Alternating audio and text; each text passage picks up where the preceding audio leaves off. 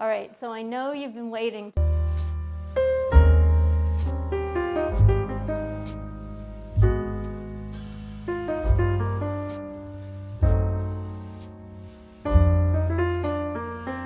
Come on in to the yellow house.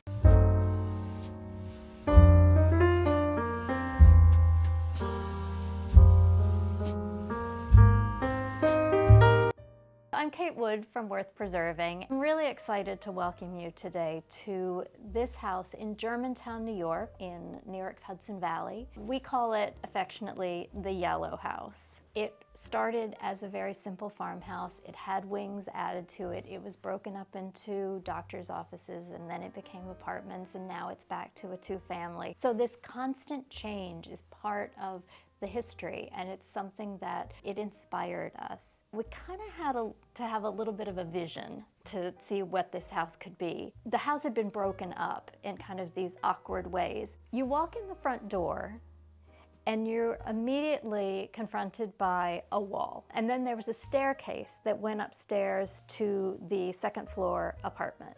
Let's go to the second floor.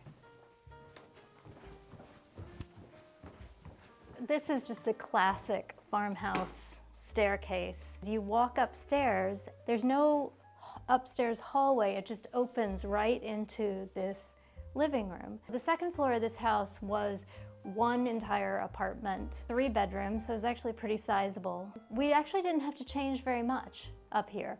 We could have restored the hallway and the original bedroom configuration, but what we felt was that based on some of the clues, the hardware, the doors, the very simple trim, that this apartment was probably created sometime maybe in the 1920s.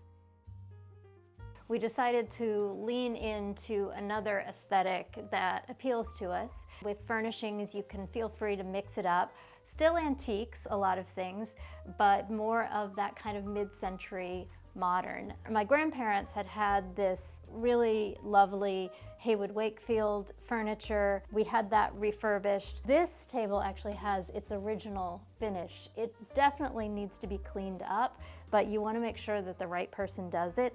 And the conservator in Hudson that we worked with on the rest of the furniture will definitely be seeing this piece before too long. I also want to point out this piece we got from Regan & Smith in Hudson. We loved the kind of historically informed modernism. These chairs kind of inform, are similar to what you might recognize as a Paul McCobb chair.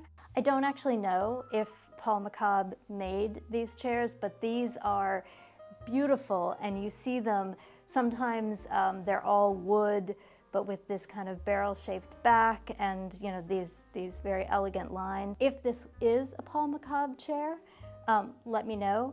Let me just say that we bought it for about $250. I know if it is Paul McCobb, it's definitely worth way more than that. And but in any case, we like it. All right, so I'm dying to show you the bathroom, but first let's look at the kitchen. We had the opportunity here to design not one, but 2 kitchens. The downstairs kitchen is more of kind of the farmhouse kitchen. It is the heart of the home. The upstairs kitchen was more of kind of a convenience thing. That's where whoever was staying upstairs could make themselves a cup of coffee. They could keep, the kids' food in the fridge. So the 2 kitchens have very different characters. We installed this very simple IKEA run. This is the circa 2010 high gloss foil finish on the cabinets, basic butcher block.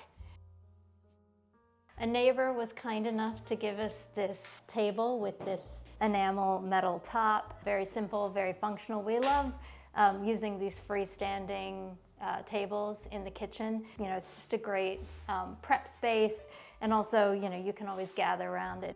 Let me talk to you about the furniture. This was actually my grandmother's furniture. My grandfather bought it for my grandmother as an anniversary gift in the mid-1950s. It is Haywood Wakefield. It was very modern, very classy at the time. They were living in Texarkana, Texas, so this was very fancy. But my parents did a terrible thing. They actually refinished this set probably in the 1990s and put a terrible polyurethane finish on it. So we actually, when figuring out how we were going to furnish this part of the house, we said we would love to use the Haywood Wakefield set, but we definitely needed to have it refinished properly. So what you see here is not the original finish, but it is closer to that very mellow kind of honey finish of the original Haywood Wakefield furniture, not the polyurethane version that my parents did in the 1990s. So here's another subfloor. This is not meant to be a finished floor. We had peeled up lots of layers of old flooring and found this and decided to go with kind of a whitewash or almost pickled finish. And we get so many compliments on this, but it's just, you know, it shows the character of the wood, the square cut nails, you know, it's just really beautiful. All right, so I know you've been waiting to see this bathroom. This house started out with 5 bathrooms for 3 apartments. We actually took 1 bathroom away, and now it has 4 bathrooms for, you know, 2 units essentially.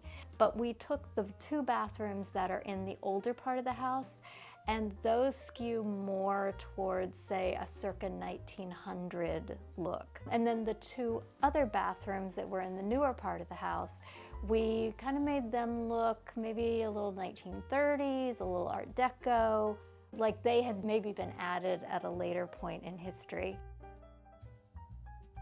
Taking inspiration from what a bathroom might have looked like in the early 20th century in this house when they first introduced indoor plumbing. We've got this kind of monumental pedestal sink from Zaborski's, of course. It's got its original waste drain here. This actually doesn't work anymore. There's no overflow on this sink, so we actually don't have a stopper in it. But we wanted to keep that as part of the original sink, and so we installed this new brushed nickel bridge faucet so that we don't have to use the center hole, we can just use the 2 side holes. The floor in here, square mosaic with the Greek key-like border on it. So this tub was here in this bathroom, and it's a corner tub. It's, you know, cast iron enamel tub. It's got this beautiful kind of sinuous curve to it, and what's very exciting, this original drain. Now this drain actually works. Waste, and you raise it and lower it in order to stop the tub, and then the hot and cold taps still work. Again, we could not have preserved this without an amazing plumber helping with us. Most people would have run away screaming from this, but he was able to make it work. So Richie Harkins, you know you're like family to me. Okay, so one thing I want to show you in the bedroom, I mentioned that we think that this upstairs apartment was created maybe in the 1920s. Clearly there were some pretty significant renovations that took place. This is an old regular 6-panel door, but this hardware to me really says early 20th century. And you see it repeated on all of the closets that were put into this bedroom. And so I think that's a clue that this configuration was created probably in the 1920s. So we're going to walk through this big, comfortable upstairs living space. So that's where we've got the television. This is the fireplace that was kind of dangling in midair before we built the downstairs fireplace. This was here. We had to rebuild the chimney from the basement in order to support this. This might have been put in the 1950s, something like that. So as we pass into the back bedrooms, I just want to point out this beautiful kind of curve here. It's just such an elegant way to navigate a corner in a hallway. And of course, point out my favorite, the push button switches with the mother of pearl inset. love those in all of our house projects.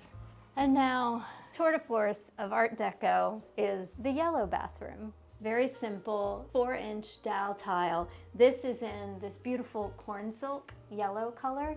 I know that this is a historical color because we have the same tile in our 1936 bathroom in New York City in our apartment. So they've been making this for literally decades. With bathrooms, you can go very classic, you can go contemporary, but just keep in mind when you kind of have that eclectic mix of vintage, even if you're using, modern tile, some of that tile they've been making for a century, and it's the same colors, it's the same finishes, it's the same cut. So you can recreate that vintage look, and no one has to know. It costs you a fraction of what you might spend on beautiful reproduction fixtures. Very simple basket weave floor in here.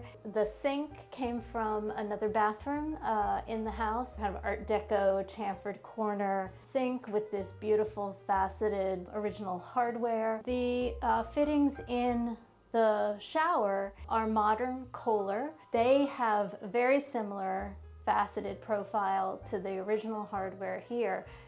Again, they've been making that design for close to 100 years. It's classic. It completes the story of this as, in theory, a bathroom that maybe was added in the 1930s. Also want to point out the accessories in here were Rejuvenation hardware 15 years ago. It's a matching cup holder, towel ring, over mirror light, and a towel bar, and the toilet paper holder. Furnishing this house was definitely a very eclectic process. We sourced from a lot of different places. Definitely Zaborski Emporium was a source for many sinks, tubs, radiators, things like that. The antiques that we gathered, we're lucky that we're so close to Hudson, New York, and Hudson has been an antique center for many decades. We actually lucked out. A big antique warehouse was closing down and they were trying to get rid of the furniture, so we got a lot of furniture 50% off. Definitely the timing was great with that. We had to be very resourceful in gathering all of the things, but we kept in mind that this was a house that was supposed to be comfortable. It's definitely not a show place. It is very personal, and it is supposed to be something where people can come here and feel at home. So let me take that back.